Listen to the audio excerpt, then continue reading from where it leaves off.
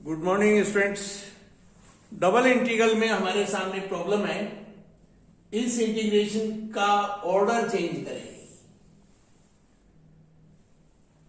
Order का मतलब है ये डबल इंटीग्रल है, फर्स्ट किस वेरिएबल के सापेक्ष इंटीग्रेट होगा और देन बचा हुआ जो भी वेरिएबल है उसके सापेक्ष इंटीग्रेट होगा। यहां पर ऑर्डर पढ़ सकते हैं आप, first with respect to Y and then with respect to X. और जब हम ऑर्डर चेंज करेंगे तो first with respect to X और then with respect to Y. So जब भी ऑर्डर चेंज करना हो किसी इंटीग्रेशन का, तो इंटीग्रेशन का जो रीजन है उसे ज्योमेट्रिकली ट्रेस करेंगे। यहां पर इंटीग्रेशन का रीजन क्या है हम देख सकते हैं, एक्स की लिमिट 0 से एक्स 4 तक और वाई की लिमिट वाई एक्स से वाई 2 अंडर रूट एक्स तक। तो इस समाकलन का क्षेत्र x equal to 0, x equal to 4, y equal to x and y equal to 2 under root x।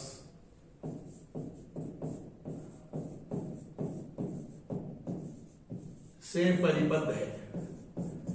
तो लिमिट से इंटीग्रेशन का रीजन पढ़ेंगे और देन रीजन को ज्योमेट्रिकली ट्रेस करेंगे।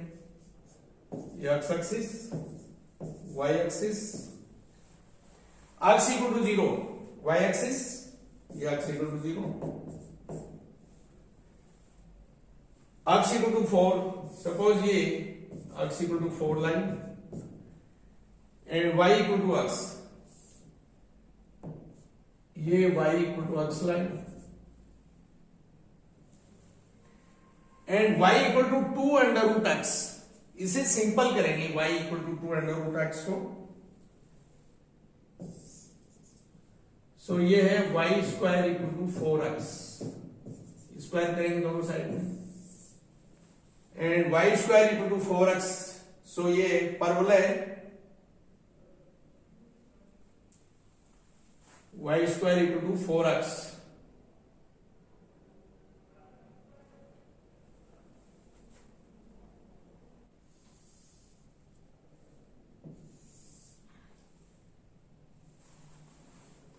ये परवलय है y square equal to 4x।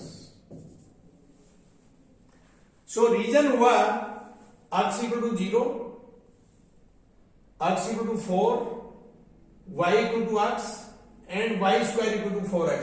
तो ध्यान दें ये जो मैं डॉटेड रीजन शो कर रहा हूं ये है इंटीग्रेशन का रीजन। इसे मैं कोई पॉइंट ए नाम दूं, तो O से A तक लाइन कह लो, देन A से O तक पैराबोला कह लो। ये जो पट्टी है डॉटेड, ये इस इंटीग्रेशन का रीजन है। सो दिए गए इंटीग्रेशन के रीजन को ट्रेस करने के बाद हम बात करेंगे ऑर्डर चेंज करने की। तो यहां ऑर्डर जैसे चेंज करेंगे तो इसे लिखेंगे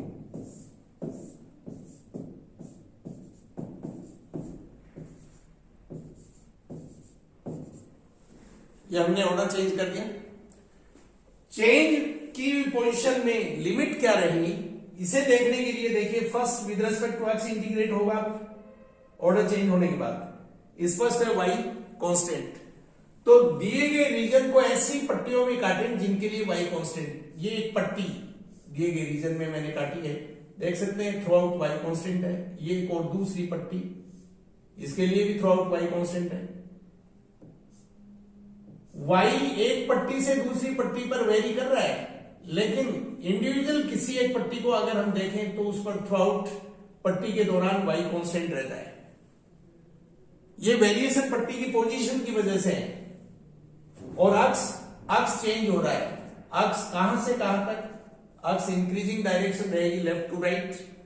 सो अक्स पैराबोला से अक्स लाइन तक और अक्स पैराबोला पर, इस पैराबोला पर अक्स हम देख सकते हैं y स्क्वायर बाई 4, जबकि इस लाइन पर अक्स y। सो अक्स की limit y square by 4 to y।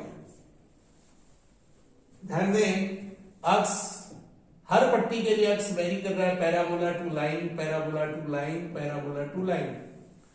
और और पैराबोला पर x कितना, पैराबोला की equation y square equal to 4x, यहां से x पढ़ेंगे y square by 4 to line, ये लाइन है y equal to x, so x y, और जितनी भी पट्टियां हैं वो लाइन y इक्वल टू 0 से लाइन इस इंटरसेक्शन पॉइंट पर y पढ़ सकते हैं, y4 है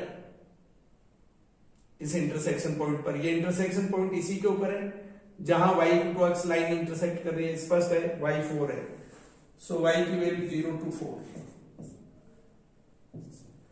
नई सिचुएशन में ये लिमिट रहेंगी। अगर हमें फंक्शन x और y का जो फंक्शन स्पष्ट रूप से परिभाषित होता तो हम इंटीग्रेट कर सकते थे, सो अभी इसको यहीं छोड़ेंगे, ये इसकी वैल्यू। इसी से रिलेटेड एक और ऑर्डर चेंज की प्रॉब्लम हम लेने जा रहे हैं, वो ये, यहां पर फंक्शन हमें दिया हुआ है लेकिन मान इसका क्रम बदलकर मान ज्ञात करेंगे, पहले ऑर्डर चेंज करेंगे देन इसकी वैल्यू ज्ञात करेंगे। So at present order first with respect to y then with respect to x, y की लिमिट्स 0 to x है, x की लिमिट 0 to इनफाइनाइट है, तो इस समाकलन का क्षेत्र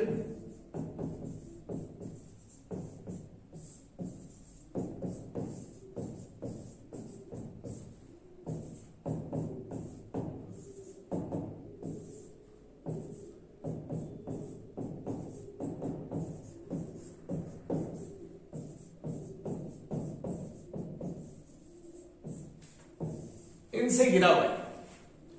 सो सबसे पहले ज्योमेट्रिकली रीजन है उसे ट्रेस करेंगे, line x equal to 0 y axis, line y equal to 0 x axis, line y equal to x, ये line y equal to x, so line y equal to 0 sorry x equal to 0, line y equal to 0, line y equal to x and x equal to infinite, x equal to infinite. So integration का region है ये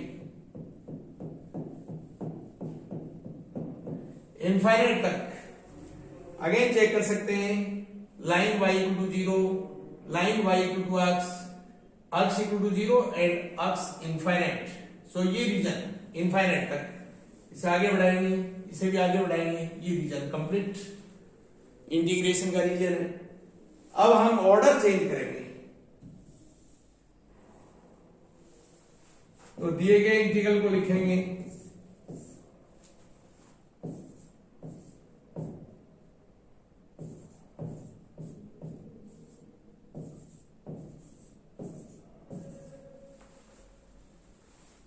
change करने के बाद first integration का जो order है, first integrate करेंगे with respect two variable x, स्पष्ट है y कांस्टेंट रहेगा। सो दिए गए रीजन को ऐसी स्ट्रिप्स में डिवाइड करें जिनके लिए y constant parallel to x axis, मैंने ये एक स्ट्रिप ली, स्ट्रिप का एंड इनफाइनाइट तक है, अगेन एक स्ट्रिप जिसके लिए y कांस्टेंट, ये y constant, throughout y constant है, x चेंज हो रहा है, x 0 to x,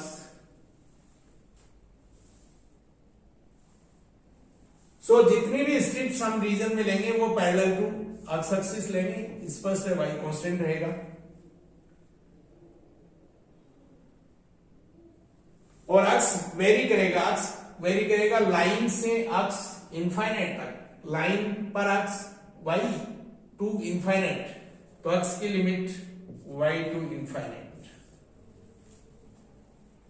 अगेन देख सकते हैं with respect to x integrate करेंगे, y कांस्टेंट रहेगा, सो रीजन को y कांस्टेंट वाली स्ट्रिप्स में डिवाइड करेंगे, देन x की limit, x increasing direction x की लेफ्ट टू राइट रहेगी, और यहां पर स्ट्रिप की स्टार्टिंग है एक एंड और दूसरा एंड स्ट्रिप का इंफिनिटी पर है, सो यहां पर x लाइन पर पढ़ सकते हैं x y है, so y to x infinite, और सभी स्ट्रिप्स लाइन y टू 0 से लाइन इनफाइनाइट तक रहेंगे strips, so y 0 to y infinite. अब हम इसकी वैल्यू ज्ञात करेंगे। सो लीजिए 0 to infinite y to infinite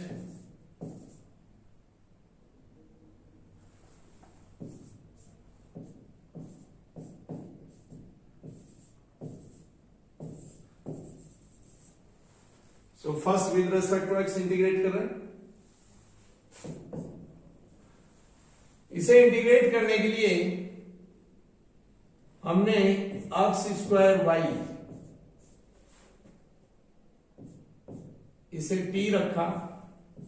so 2x upon y dx equal to dt और x dx equal to y by 2 dt।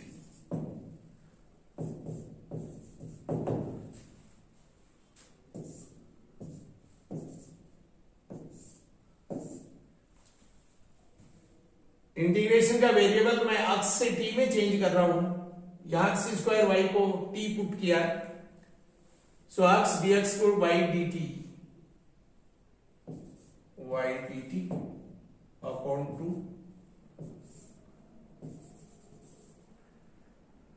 And e की power minus t। Limits when x y, जैसे हम x को y रखेंगे तो t equal to y and when x infinite t infinite, ये इसकी limit.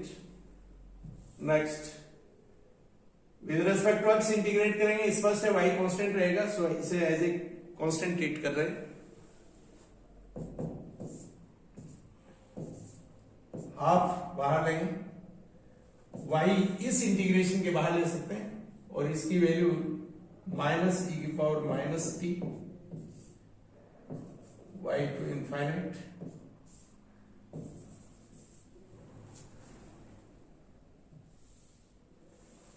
और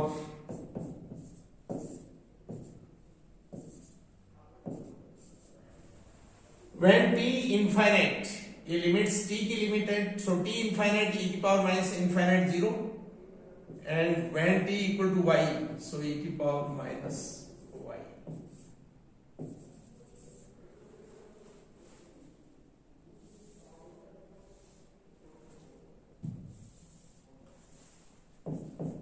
हाफ इसे इंटीग्रेट करेंगे by parts. So first function integral of second minus integral differentiation of first integral of second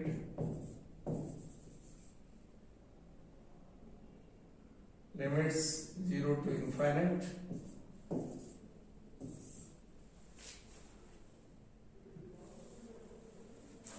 और ये हाफ, ये इसकी वैल्यू e की power minus infinite 0 and y 0 तो 0, सो टोटल वैल्यू 0 और ये रहेगा 0 टू इंफाइनाइट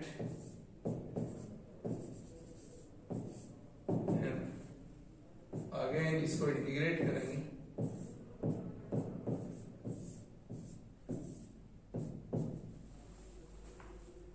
e की power minus infinite when y infinite e की power minus infinite 0 and when y 0 e की power 0 1, so a plus half, ये इसकी वैल्यू। सो इस वे में जब भी ऑर्डर चेंज करना हो हम पहले इंटीग्रेशन के रीजन को लेंगे और चेंज ऑर्डर के बिहाफ पर हम इंटीग्रेशन की लिमिट पढ़ेंगे। Thank you.